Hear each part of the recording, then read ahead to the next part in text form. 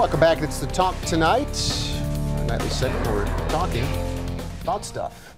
Announced today a new effort to target gun crime and gang violence in Syracuse. This is called Syracuse Truce. It'll be funded by a $300,000 grant from the Department of Justice. This is the plan.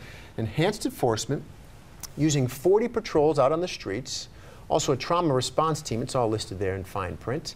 Communicate with those affected by the gangs. People who live out in the streets. Here's some video of one of the gangs, or at least some of the members, from several years ago when they were down in Florida having a good time. Having the offenders meet with members of the community, police and social service providers, talk about the impact they have on the community too. A lot of talking going on here and trying to get ahead of the problem instead of waiting to react to it.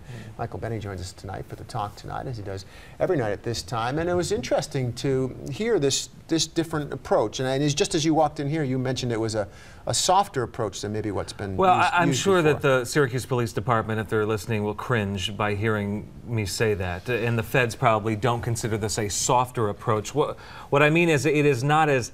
It does not appear from reading the outline of this that it is as heavy-handed approach as they have taken in the past. It seems like this is sort of the continuation of, I mean, it was just less than 10 years ago we even admitted we had a gang problem. That's right. We had all of those federal indictments. We sent a lot of young men to federal prison under the RICO statute, using federal laws to get them off the streets. And this seems to be the next step. And it does not appear to me as heavy-handed. It is not that massive crackdown. This is more like getting at root causes and really opening dialogue. Yeah, and can I tell you what's so refreshing? Like you mentioned, there was a time around here when we didn't talk about having a gang problem in Syracuse. Oh, so I think the fact that we're talking about it and that these types of strategies are being implemented is really quite refreshing. And to me, this seems to be kind of a comprehensive approach. You know, we're talking about enhanced enforcement here. We're also talking about dealing with those people who are affected by gang violence. You know, there's a section here where it talks about call-in meetings. They're going to have these high-risk offenders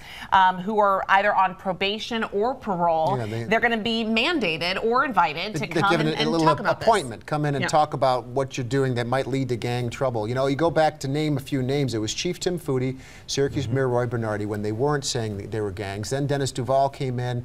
Driscoll's administration came in. They said that was the turnaround. Gary Miguel was chief for a long time. We made many arrests during that period, which was very effective. But even during all of that, and I think that the police actually would be fine with what you're saying, because they were saying even then that we can't just arrest people on the back end of this. We need the whole community to cut into this problem and work together. And that's why I think this idea that's now under Mayor Minor's administration may be exactly what the police wanted even 8 or 10 years ago. But they had to show force up front. Definitely. And those federal indictments, I mean, sending these guys away for that amount of time, putting that on those federal crimes on their record really said something, I think, in the community, and that needed to be the first step. And that notion of racketeering, which was used to break up the mafia in New York City, the notion of racketeering at first seemed like a foreign concept in our community, but then when you start to read, well, this group of young men, ages 18 to 25 or 26, were